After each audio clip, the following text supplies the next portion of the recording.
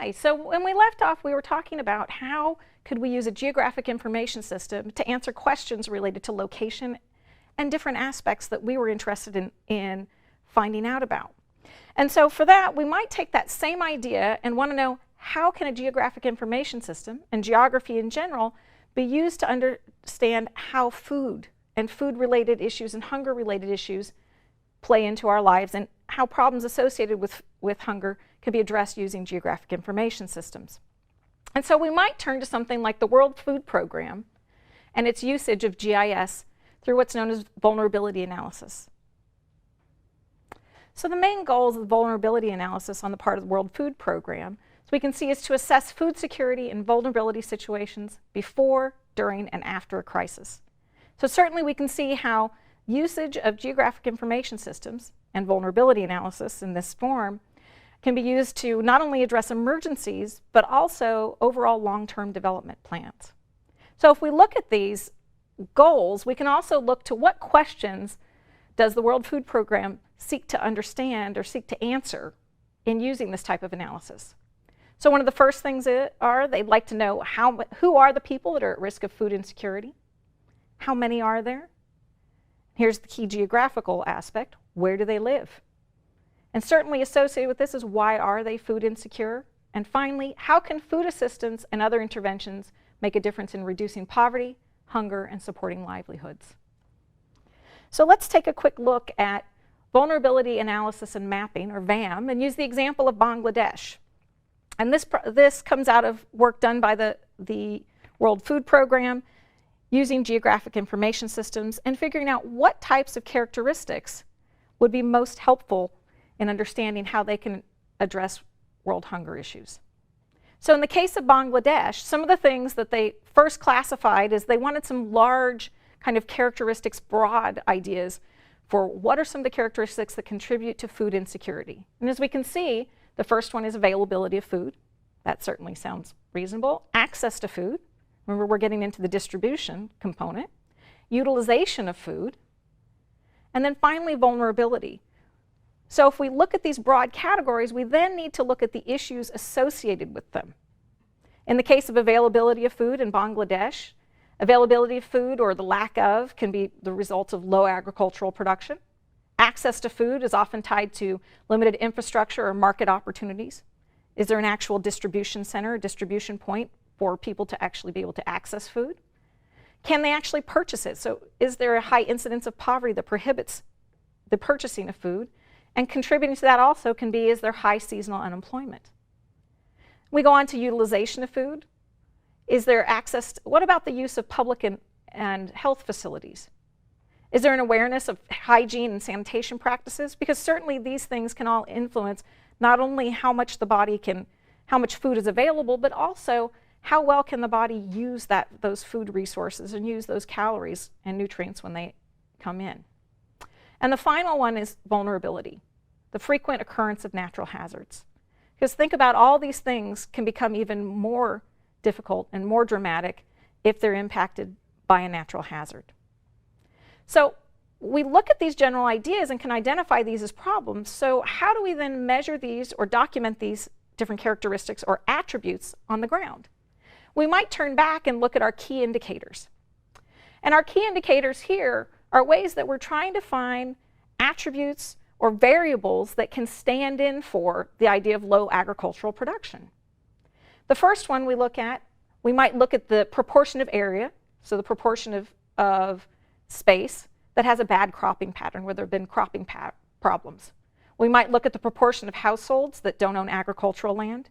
Certainly the inability to produce land or own land makes people land poor and also often food vulnerable. If we go into our access to food, we might look at the proportion of the area within 2.5 kilometers from major roads. We might look at the proportion of households having access to electricity. Households with puka and semi-puka houses, so the stability of the homes or the permanence of the homes. And then households with non-agricultural sources of income. So if your entire livelihood is based on agriculture, how vulnerable are you then to not being able to feed yourself if you can't purchase food because you don't have an alternative income to turn to? Finally, we go into our last two categories, and that's our utilization of food. So we might look at the proportion of area within 50 minutes travel time to the nearest hospitals. Access to health care is important. Proportion of household heads who completed grade 5 education. Education is certainly another way of understanding not only how the body works, but how agriculture works and how we can actually access all these different aspects of infrastructure.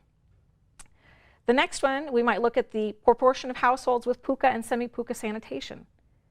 If you're actually vulnerable without proper sanitation, you become vulnerable to other diseases that are hazards in themselves. And then finally, we look at the overall vulnerability associated with natural hazards. And so we want to classify areas or identify areas spatially that are disaster-prone areas, those subject to flood, to drought, to erosion, to cyclones, all the variety of things that can come along and make a difficult situation even more untenable. So what if we actually take all these variables like we did in the previous example of simply finding a house or a location to buy a house, and instead we weight them and we relate them to each other, and we come up with some idea of how do these things all fit together to tell us where are the most vulnerable populations likely to be in Bangladesh. And so if we look at this map, we get some idea that if we look down at the bottom here, you've got your highest level areas in dark blue going all the way down to your lowest vulnerability areas. And remember, this is a combination of not just food vulnerability, but also vulnerability to natural hazards. Who are more susceptible? Who can't recover from these natural hazards as easily, or who can? So we look at these, and when we overlay all these categories spatially on this map, and in this case at a smaller scale of analysis than a country, but rather to get a higher resolution, we can get some idea that some of the areas that are most vulnerable are actually in the central part of the country. And those are the areas that can also be subject to not having access to get things in and out, get food supplies in and out, not being able to deal with the hazard once it's there. And we can create this idea of where the places that, should there be some type of natural hazard, the most likelihood, greatest likelihood of food insecurity and the ability to recover from natural hazards as they relate to food insecurity. So we've looked at one example from a global perspective, and often GIS can be used at that level, but we also want to know how is GIS used to address hunger issues at a more local scale. And for that, we turn to a project that was completed by students in the Department of Geography at Syracuse University. And the Department of Geography at Syracuse University has a position called a community geographer. And the role of the community geographer is that they address the needs, they use geographic approaches, particularly geographic information systems, to address issues related to community need. Where are the issues in their local community? And for Syracuse, if you know a little bit about the area, Syracuse is actually an area that was past its kind of prime in industry. And when it comes to its prime in industry, it was once an industrial hub of the US, and with the decline of the manufacturing belt in that area, its economy collapsed. And but for a large major university there, much of the local economy went to the wayside for quite some time. And so what you had a lot of need growing for addressing hunger issues, but everything was kind of done in a piecemeal basis. And eventually, because there was a community geographer to help out and to keep these projects sustained, essentially what happened was local community organizations came to the Department of Geography and said, well, we understand you can help us out with understanding where the most food vulnerable or food insecure population is so that we can target our resources to the right places. And so when we look at that, we can go in and start looking at some of the work that the students did by gathering data. Now keep in mind, one of the amazing things is that a lot of this data is publicly available. The US Census Bureau provides this to us for free. These are our tax dollars at work. And so this data can be accessed, and much of it can be accessed publicly. We'll talk about some of that's a little harder to get to, but still available at some point. So we might look, and if we go back to some of those attributes, one of the attributes we might look at to assess where food insecurity is most likely in Syracuse is we might look at median income by census block group.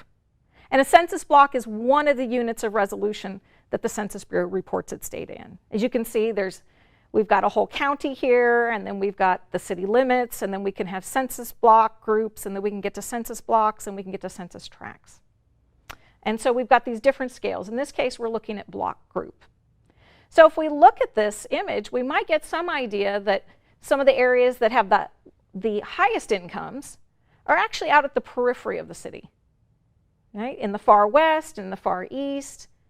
But there's a central corridor that goes through the community that has some of the lowest incomes. Now you do see that there's that one spot in the middle that has exceptionally low incomes, and well, we have to also think about where are we. So if you look at that, if we come over and we take a look at this map, what do we notice about this area right here? Well, it's the center where the university is. So we do have to temper this data with a bit of our common sense, which says that a lot of this lowest income area is going to be heavily influenced by the fact that there are students there. And while it may not seem to be very permanent or very temporary, students are technically temporarily impoverished. And so we always have to use some of this data with a grain of salt. But in general, we see some general patterns around the university and in the center of the community that indicate a high likelihood or that there could be people who are food insecure there. So that's the first assessment. We might then also take a look at things like, well, who's receiving some form of governmental aid? In this case, these are food stamp recipients. Now, one of the things we have to be careful about, this data is not publicly available, but because you had a variety of community organizations and governmental institutions that were all interested in this, they shared data, and this particular data was degraded so that you cannot identify an individual this way. So what we see here is we see the number of food stamp cases at a particular location. In this level, it was done by address, and it was done by a city block. So rather than reporting whether somebody at 550 Main Street was on food stamps, it just reported how many cases for food stamps there were in the 500 block of that street. So it gives us some idea. That way nobody's personal information is being degraded. And we always want to be sensitive to that issue when we're looking at vulnerability issues. And so we can look and we can see that the greatest number of food stamp recipients, we have a high concentration in the central part of Syracuse. And it feathers out along those lines, but we've also got some very definite areas where there's some holes in people receiving food stamps. Now, what we don't know at this point is this due to people not choosing not to receive food stamps, or the people in these empty areas or seemingly empty areas not receiving food stamps because they choose not to or they don't qualify? Well, one of the ways we can look at that is by once again looking at how the data interacts with each other. And so we might look at food stamp enrollment by population at 130% of the poverty level. So what this map shows is they've taken what's considered poverty level and upped it to 130%, and then figured out what percentage, where are the lowest and highest enrollments relative to qualification for food stamps. And as we'll see, that some of the lowest enrollments are in this southeastern quadrant. So it suggests that there are often quite a few people in this area who might qualify for food stamps, but for one reason or another aren't necessarily actually receiving that benefit. So it starts looking at what could we do to then help address this issue.